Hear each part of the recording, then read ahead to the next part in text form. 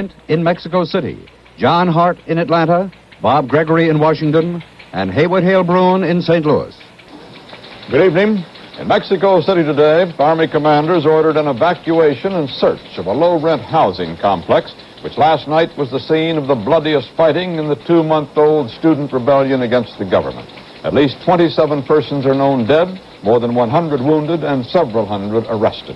Even so, Olympic officials said late today the Mexico City Games will open as scheduled on October the 12th. Last night's violence came when police and troops suddenly moved in on an anti-government rally at a plaza in the northern part of the city. We have a report from CBS News correspondent Bert Quint.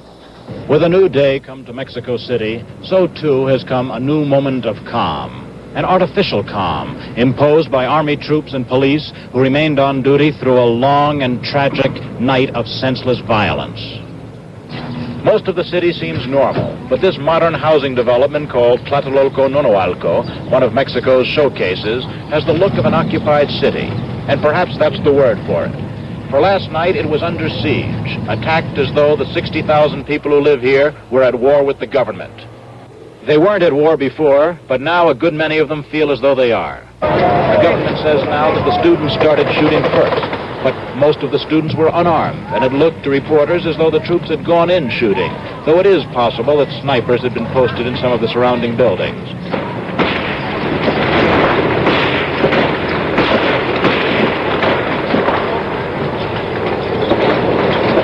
Most of the demonstrators, though, just wanted to get out of there with their lives.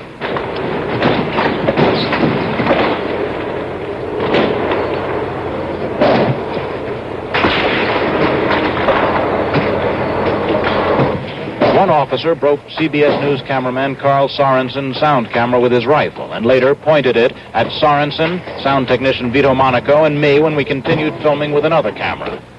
Another CBS cameraman, Keith Kay, had to hide his film and return for it later to save it from the troops. It was an unbelievable moment, an all-out attack on a plaza surrounded by apartment buildings, with the troops apparently caring little about the fact that thousands of terrified families were inside.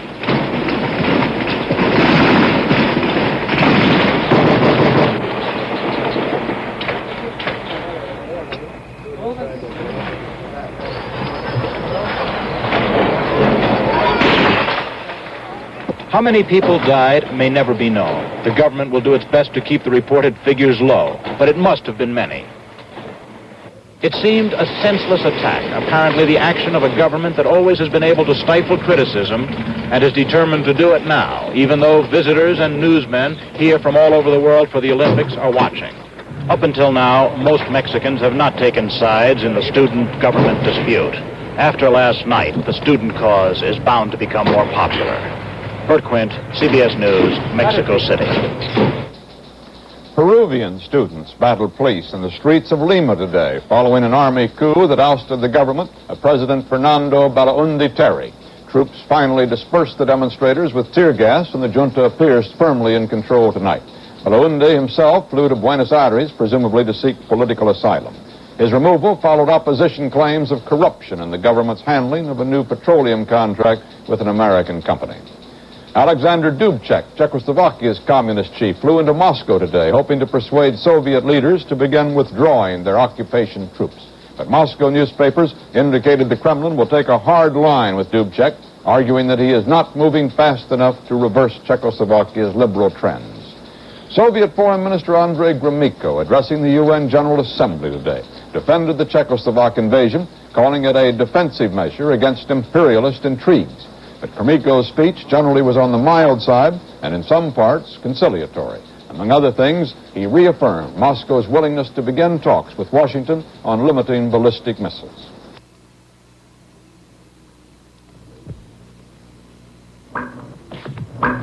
Late at night, when little noises seem like big noises because little aches or pains won't let you sleep, Bayer works wonders. Bayer aspirin doesn't make you sleep. It lets you sleep by relieving the small discomforts that are keeping you awake. Bayer works wonders. When you have acid indigestion, Every second counts. So count on instant-acting Phillips tablets. Phillips tablets go to work in seconds. With one of the fastest stomach settlers ever discovered, each small Phillips tablet neutralizes more excess stomach acid than the leading antacid tablet that comes in a roll. So for fast relief from acid-upset stomach, when every second counts, count on instant-acting Phillips tablets.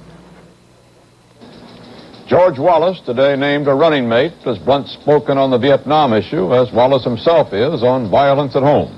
As we reported last night, Wallace chose retired Air Force General Curtis LeMay and announced the choice at a news conference in Pittsburgh with LeMay at his side.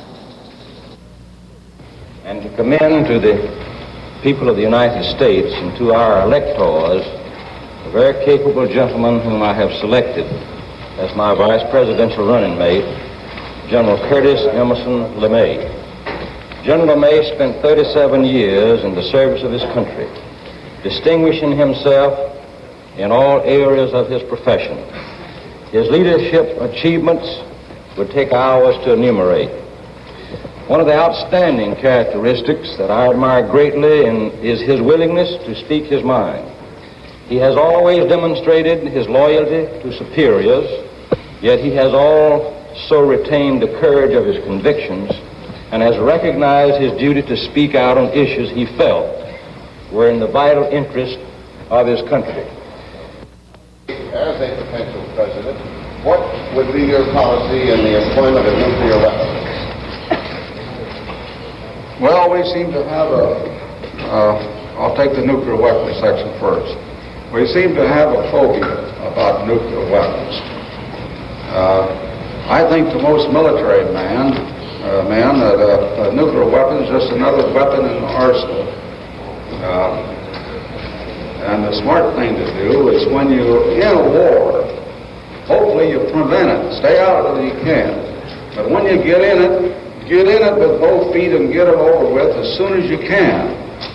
Use the forces necessary. Maybe use a little bit more to make sure that it's enough to stop the fighting as soon as possible. So this means efficiency in the operation of your military establishment. I think there are many occasions when it would be most efficient to use nuclear weapons. However,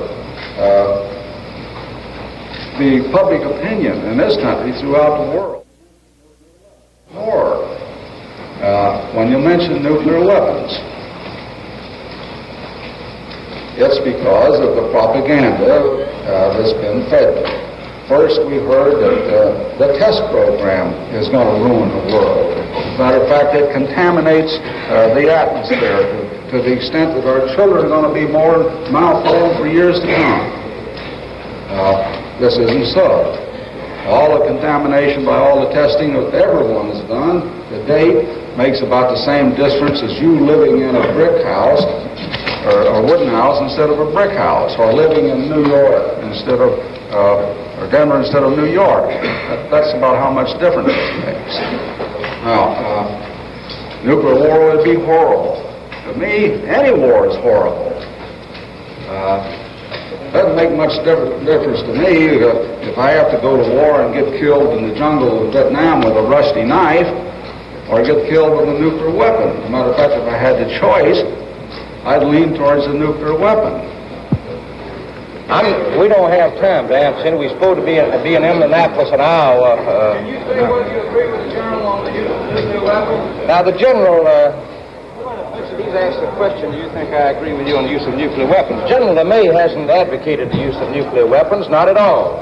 He discussed nuclear weapons with you. He's against the use of nuclear weapons, and I am too. So Mr. Nelson here hasn't said anything about the use of nuclear weapons. And Give us a baseline for 1 second. let General LeMay answer. General LeMay will be glad to answer your question. I didn't get the question. What is the question? I'm asking the governor if he agreed with what you said. He agreed with what you said. He said that you agreed to use nuclear weapons, and I said you didn't say that. No, I gave you a discussion on the phobia that we had in this country about the use of nuclear weapons. I prefer not to use them. I'd prefer not to use any weapons at all. If you found it necessary to end the war, you would use it, wouldn't you? If I found it necessary, I would use anything that we could dream up. Anything that we could dream up, including nuclear weapons, if it was necessary. What do you think is going on? And you agree with that, don't you? General, what do you think is I don't think it's necessary in this case, in this war we're in, to use them. But of course, what you're doing, Mr. Nelson, is typical of the Los Angeles Times, as you're trying to say that if the time ever came that it was necessary to use any sort of weapons in the vital security and interest of our country, you wouldn't use them. All General LeMay has said, and I know you fellas better than he does because I've had to deal with you, he said that if the security of the country depended on the use of any weapon in the future, he would use it. But he said he prefers not to use any sort of weapon. He prefers to negotiate. Do you agree with I agree that we must defend our country, but I've always said we can win and defend in Vietnam without the use of nuclear weapons. And General LeMay hasn't said anything about the use of nuclear weapons. Let me make one more statement. Wait a minute, Tom. Let me make sure you've got this straight.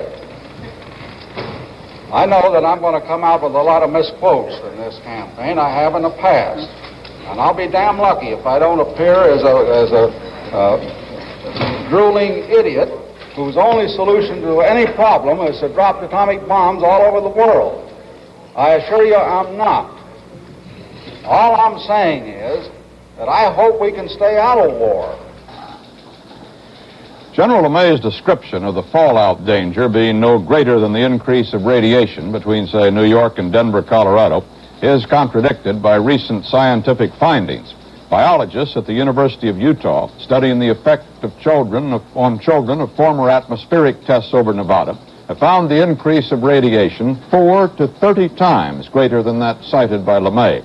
And some scientists estimate that as a result of testing through 1962 alone, some 86,000 children have been born with defects, with some 4,800 of those defective births in the United States.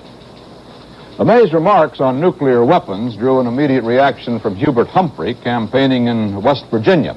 In Humphrey's words, anyone who can speak so lightly about the use of nuclear weapons has no conception of the reality of their terror. It would be disastrous if anyone who spoke as General LeMay did this morning should come into possession of high responsibility.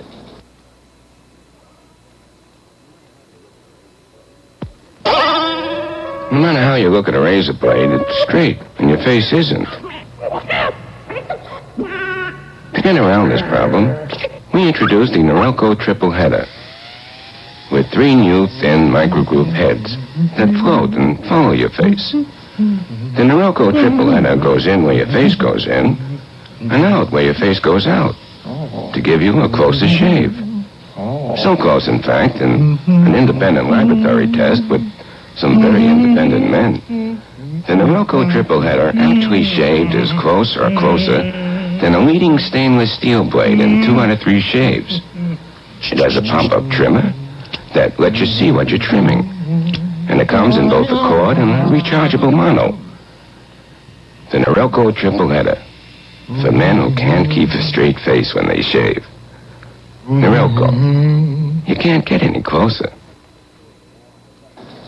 Atlanta gave Richard Nixon a big and warm reception today as the Republican candidate began 2 days of vote hunting in the Deep South, Wallace country. John Hart reports.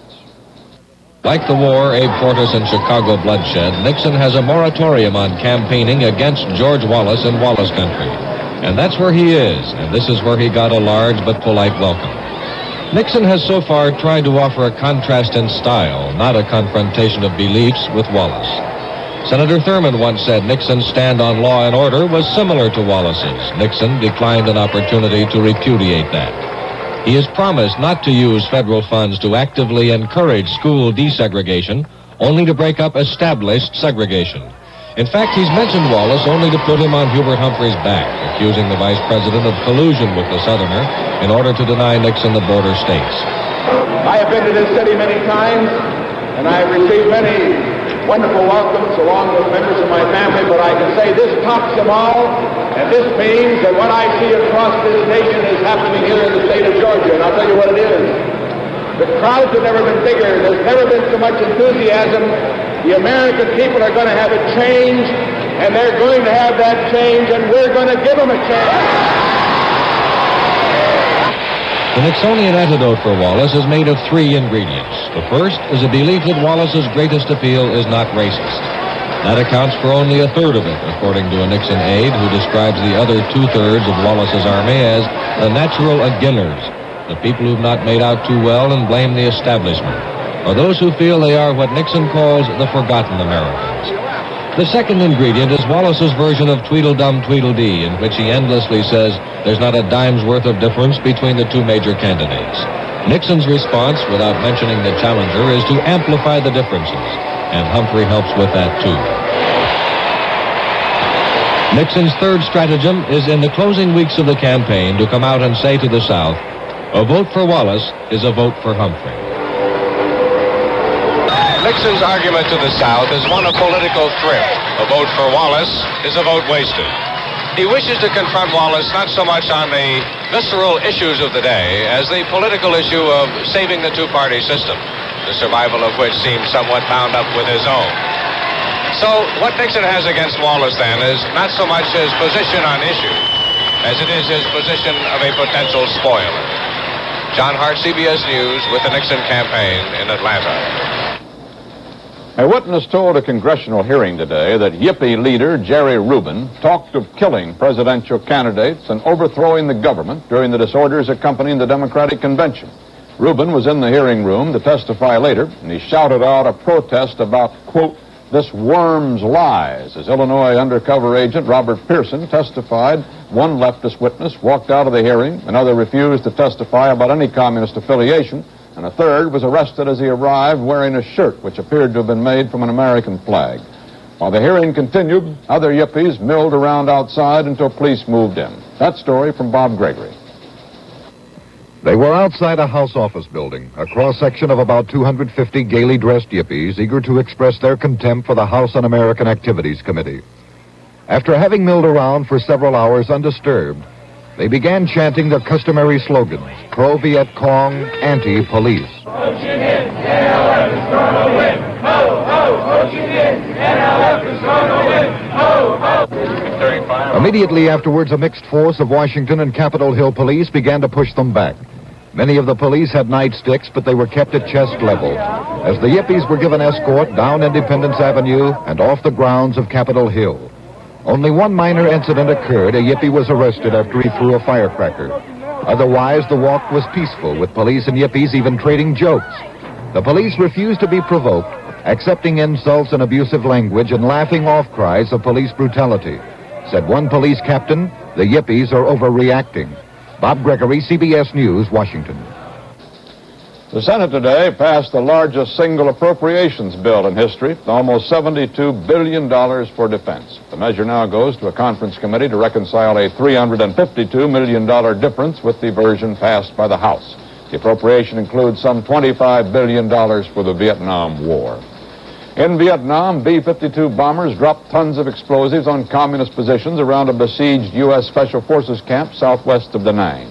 But shortly after the airstrikes, the North Vietnamese renewed their mortar attack on the outpost at Tung Duc.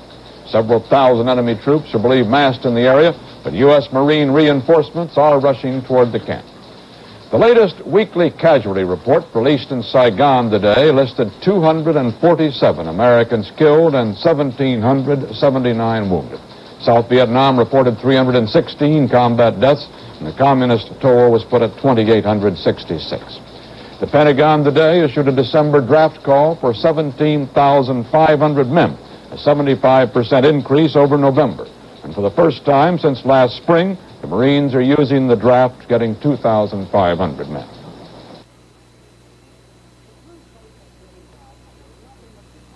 To prove Playtex living bras have the lovely look you can't wash out, this hospital laundry washed them under the toughest laundry conditions in hospital detergent and bleach. Even after 50 machine washings, these bras still stretch like new. Side stretch this way, every way.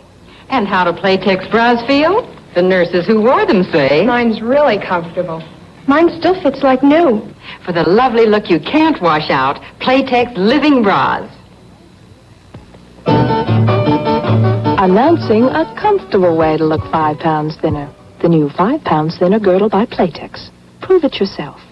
Fingertips so. Press in. See? The new Playtex girdle has fingertip panels to hold you in firmly. Yet it's so different. Feels like nothing you've ever felt before. Look 5 pounds thinner without losing a pound. Also from Playtex, Golden Girdles, now on sale. Save $2.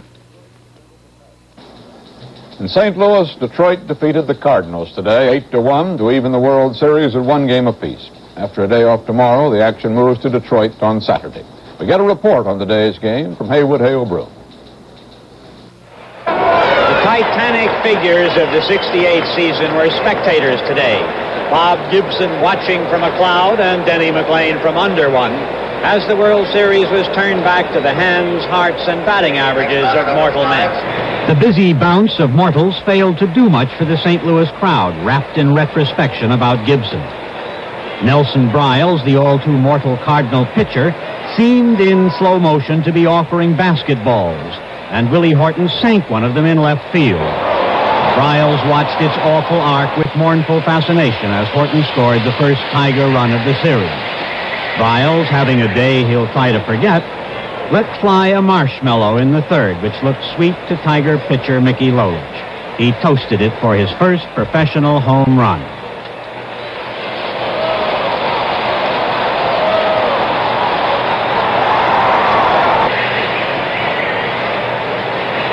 Yesterday, Norm Cash was splitting the air with his big bat, but he started the Tigers' sixth by splitting Briles' heart with the longest home run of the day. And then the whole Detroit attack came alive and started firing in all directions. The bewildered Cardinals began to display the kind of awkward desperation which was yesterday's Tiger hallmark. Curt Flood's not quite catch here led to 2 runs. With Lolich pitching as he was, however, the Tiger assault was like cracking filberts with a steam hammer. When Lolich needed defensive help, there's that shortstop, Mickey Stanley, surprisingly provided it. The final score was 8-1, and the Tigers found yesterday's bitter pills well sugared by today's marshmallows. For Lolich, hitter and pitcher, it was the sweetest day of all. This is Haywood Hale Broom in St. Louis.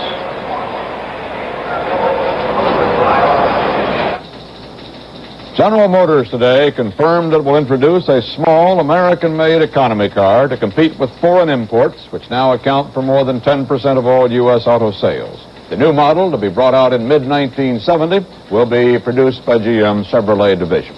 Today's announcement gave few details, but sources in Detroit say the car is expected to be called El Toro and sell for about $2,000. Ford reportedly will bring out a similar car late next spring. A flurry of optimistic economic reports sent prices generally higher on the New York Stock Exchange today and pushed the Dow Jones Industrial Average to its highest level in more than 2 years. Volume was the second highest in exchange history, 21,110,000 shares. The exchange index gained 20 cents. Dr. Christian Bernard today referred again to the problem of rejection in organ transplants by saying he expects that eventually he will need to give his most famous patient, Philip Bleiberg, a second heart transplant. Bleiberg has lived more than 10 months with his new heart, longer than any other heart transplant patient. Bernard's remarks came at a Chicago news conference where he said surgeons at the moment only can slow down rejection, not prevent it.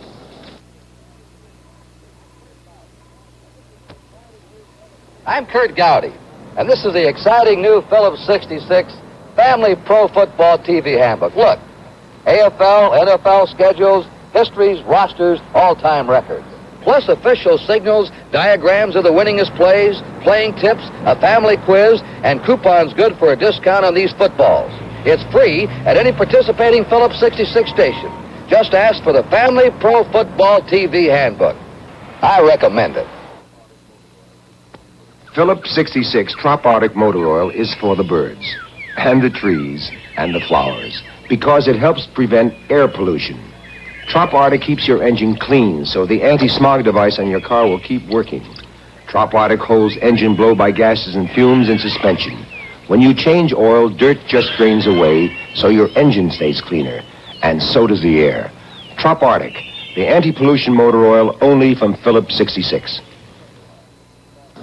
To Washington now, and Eric Severide for some thoughts on the retired general who today became a full-fledged politician. Eric? It's a bit too soon to know whether General Curtis LeMay, as vice presidential candidate, is going to help or harm the cause of third-party leader George Wallace. People tend to think in fixed images and categories, and LeMay, of course, is stamped as the cigar-chewing, big bomber, blast-the-enemy figure. Mr. Wallace had been making measurable progress in disabusing people of the idea that he himself wanted any serious escalation of the Vietnam War, or that he was even thinking in terms of nuclear weapons. The entry of General LeMay into the picture is almost sure to change this in some degree. 4 years ago, candidate Goldwater's most casual references to atomic weapons got him in trouble, though he never advocated their use in Vietnam, and on at least one occasion was seriously misinterpreted by much of the press. LeMay today indicated he knows he runs the same risk of misquotation or misinterpretation. But he did say that while he does not believe nuclear weapons are necessary in Vietnam, he would use any weapon in the arsenal if necessary, and that we ought to think about nuclear bombs as just another weapon in the arsenal. He is likely to find that this statement will not be allowed to die away. Aerial bombing, possibly the most imprecise weapon of war since Greek fire, altered warfare in this century not only quantitatively but in kind. It meant the death of great cities and the killing of vast numbers of non-fighters, men, women, and children.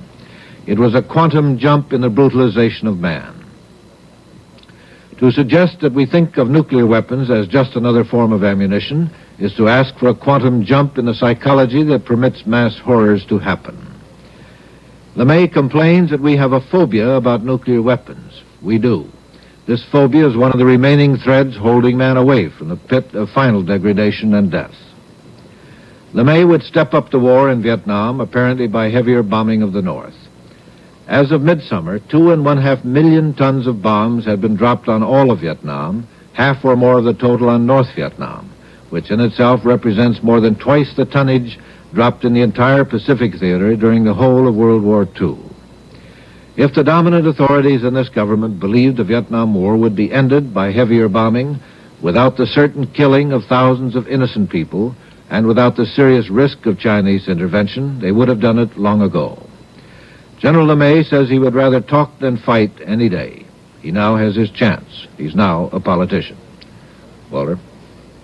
And that's the way it is. Thursday, October 3rd, 1968.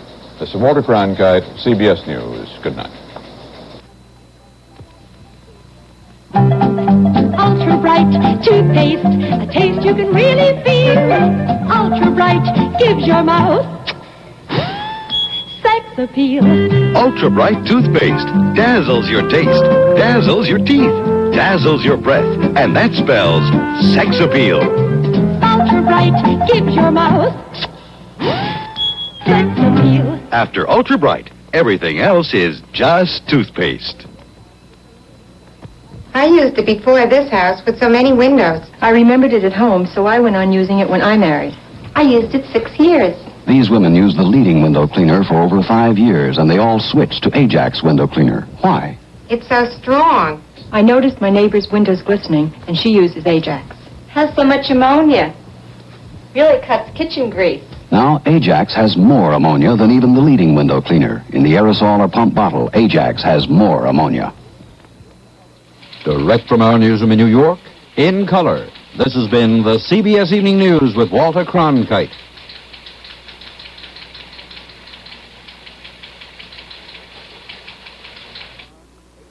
Richard Burton, Deborah Carr, Ava Gardner, Sue Lyon.